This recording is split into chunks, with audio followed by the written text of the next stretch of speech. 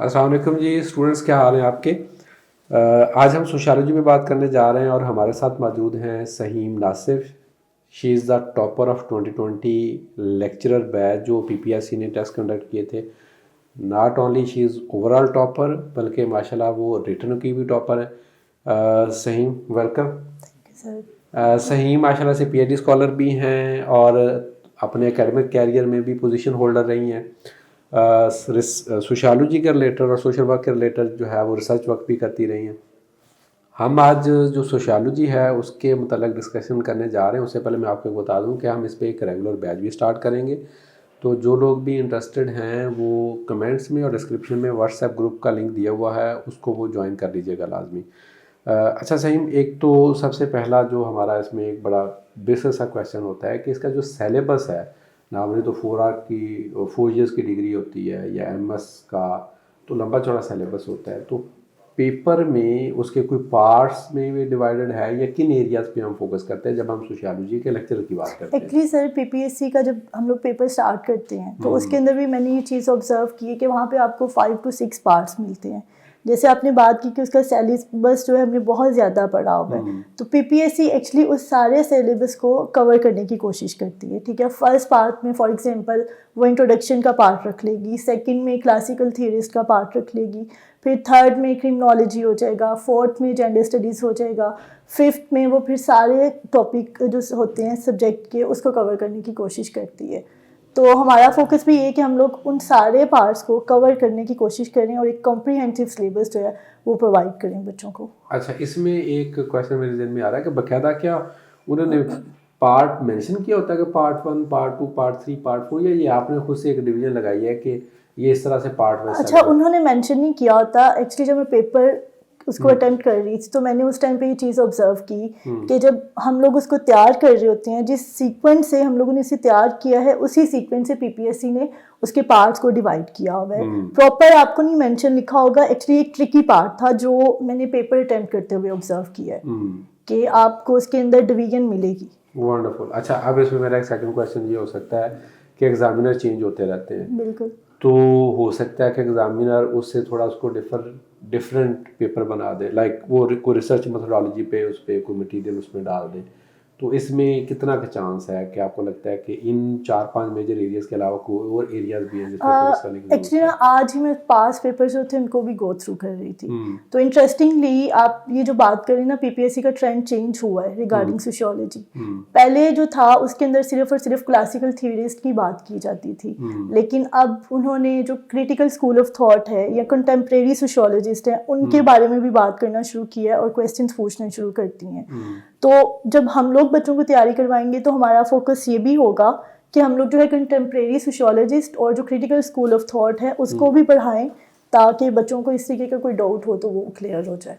चलें, वंडरफुल। अच्छा, एक अब सेकंड के क्वेश्चन बड़ा डिटो सा होता है। फॉर्मल सिलेबस भी हमने डिस्कस कर लिया कि ये चीज़ें हो सकती हैं। अब बुक्स की जब बारी आती है तो obviously the best thing is कि आप जनाब पूरी कोर्स की हर एक की अलग-अलग से किताब पढ़ें, जो कि with in this short span of time somehow seems difficult. ठीक है, तो उसमें आप जब रीडिंग रिसोर्सेज की बात हम करते हैं तो कौन कौन से आप रीडिंग रिसोर्सेज रिकमेंड करेंगे? अगर कोई बच्चा हमें नहीं ज्वाइन करना चाहता, उसने घर से तैयारी करनी है किसी बच्ची ने, तो वो कौन से मटेरियल जो है उसको कंसल्ट करें? अच्छा, जब मैंने प्रिपरेशन की थी तो मैंने 4 बुक्स पढ़ी थी और मैंने उनको थॉरोली रीड किया था।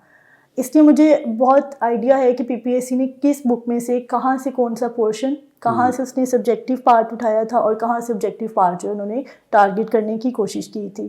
तो वो बुक सबको ही पता है कि इंग्लिश ऑथर्स कौन से हैं या पाकिस्तानी ऑथर्स कौन से हैं, लेकिन बात ये कि स्टूडेंट उसको पढ़ता कैसे है, वो प्रिपेयर कैसे करने की कोशिश करता है। कोई आप उनमें से कोई 1-2 बुक्स रिकमेंड करने की कोशिश करेंगे कि जो फर्स्ट किया बच्चे कम से कम उनको लाजमी रीड करें?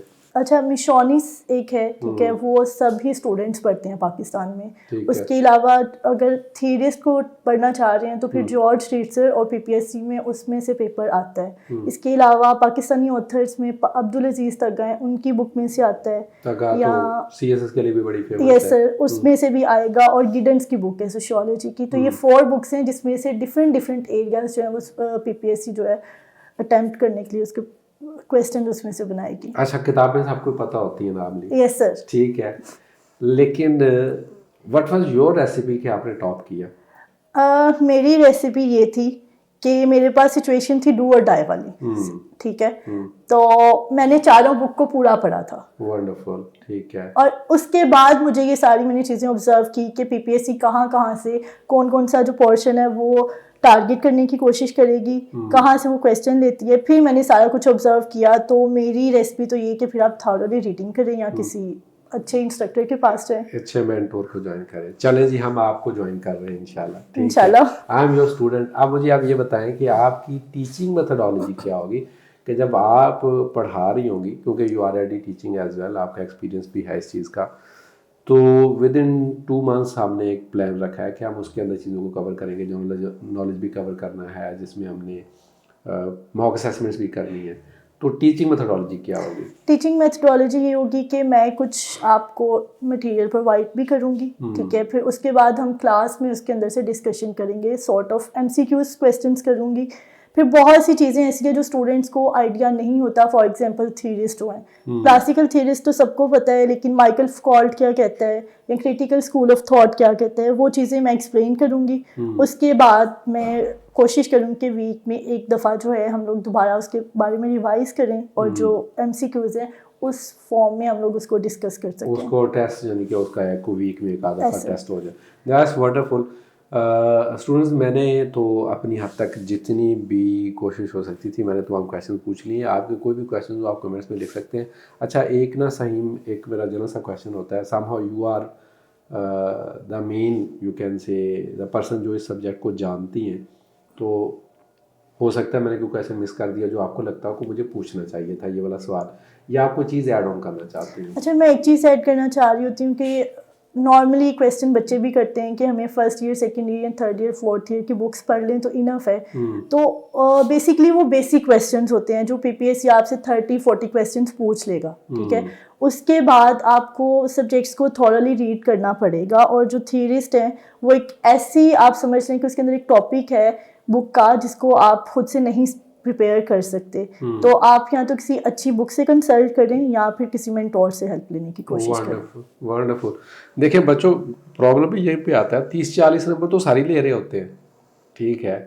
तो उससे ऊपर एग्जामिनर जब पेपर भी सेट करता है तो उसका हमेशा यही होता है कि 30-40% वो बेसिक लेवल के क्वेश्चन ऐड कर रहा होता है, फिर कुछ 30-40 वो इंटरमीडिएट लेवल के, और देन सर्टन कुछ एडवांस पार्ट होता है जो वहाँ पे डिफरेंस क्रिएट करता है। अब उस एडवांस पार्ट के लिए एक एक नंबर लेने के लिए हो सकता है बाद बाद आपको पूरा पूरा चैप्टर पढ़ना पड़े, तो वहाँ पे आपको एक्स्ट्रा एफर्ट करनी पड़ती है।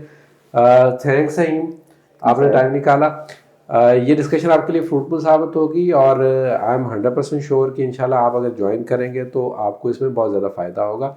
आपके कोई भी क्वेश्चंस हैं सोशियोलॉजी के रिलेटेड या इवन सोशल वर्क के रिलेटेड भी आप कमेंट्स में लिख सकते हैं।